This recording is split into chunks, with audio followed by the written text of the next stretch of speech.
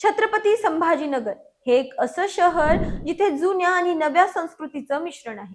झपाट्याने वाढणाऱ्या या शहरात गाव आणि शहरीकरण यांचा मेळ साधताना काही गोष्टी हाताबाहेर जातात।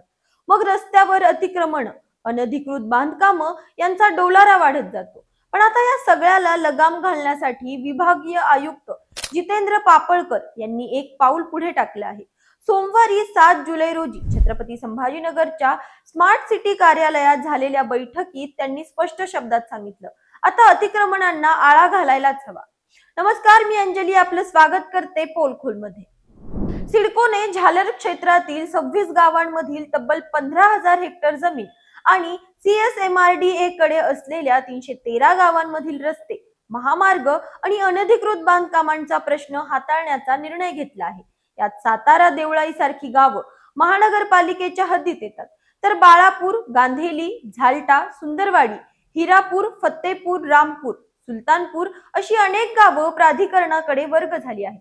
या गावांमध्ये अतिक्रमणांनी चांगलाच जोर धरलाय। विशेषतः जालना रोड, समृद्धी महामार्ग आणि झालर क्षेत्रातील मुख्य रस्त्यांवर तर अतिक्रमणांचा सुळसुळाट झालाय।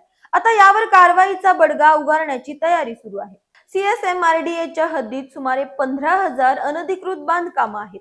ही बांधकामं गुंठेवारी कायद्याअंतर्गत नियमित करणं गरजेचं आहे। पण जर ही बांधकामं नियमित झाली नाही तर प्राधिकरण कडक कारवाई करणार आहे। आयुक्त पापळकर यांनी अगदी स्पष्ट शब्दात सांगितलं, 8 दिवसात अतिक्रमण नियमित करा, नाहीतर आम्ही कारवाई करू। यासाठी महानगरपालिकेच्या यंत्रणेचीही मदत घेतली जाणार आहे। म्हणजेच आता रस्त्यावरच्या अतिक्रमणांना आणि अनधिकृत बांधकामांना पायबंद घालण्यासाठी सगळी यंत्रणा कामाला लागली आहे। ज्यात छत्रपती संभाजीनगर मधील 143 गावं, गंगापूर मधील 67, फुलंब्री मधील 19, खुलताबाद मधील 41, पैठण मधील 43 आणि झालर क्षेत्रातील 26 गावांचा समावेश आहे। या सगळ्या गावांमध्ये अतिक्रमणांचा प्रश्न गंभीर आहे। विशेषतः सुंदरवाडी गट क्रमांक 9 आणि 10 वगळता इतर सर्व गावं प्राधिकरणाकडे वर्ग झाली आहेत। आता या गावांमधील रस्ते, महामार्ग आणि बांधकामावर लक्ष ठेवण्याची जबाबदारी प्राधिकरणाची आहे। आयुक्त पापळकर यांनी दिलेल्या सूचनेनुसार 8 दिवसात अतिक्रमण नियमित न झाल्यास कारवाईला सुरुवात होईल। यात महानगरपालिका, पोलीस आणि जिल्हा प्रशासनाचे अधिकारी एकत्र येऊन काम करणार आहेत। जालना रोड, समृद्धी महामार्ग आणि झालर क्षेत्रातील रस्त्यांवरील अतिक्रमण हटवण्यासाठी विशेष मोहीम राबवली जाणार आहे। यामुळे शहराचं स्वरूप सुधारेल आणि रस्त्यांवरील गजबज कमी होऊन वाहतूकही सुरळीत होईल, असा विश्वास व्यक्त केला जातोय। जर तुमचं घर, दुकान किंवा कोणतंही बांधकाम या हद्दीत येत असेल तर आता सावध व्हा।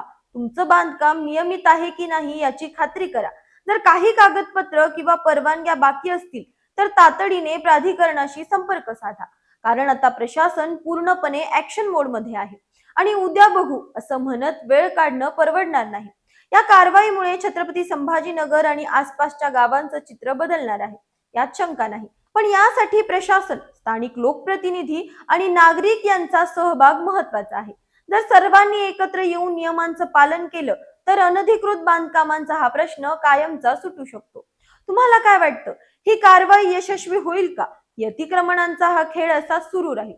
तुमच्या गावातही अशी अतिक्रमण आहेत का? कमेंट मध्ये नक्की सांगा। अशाच माहितीपूर्वक व्हिडिओसाठी आमच्या चॅनलला लाईक, सबस्क्राईब आणि शेअर करा।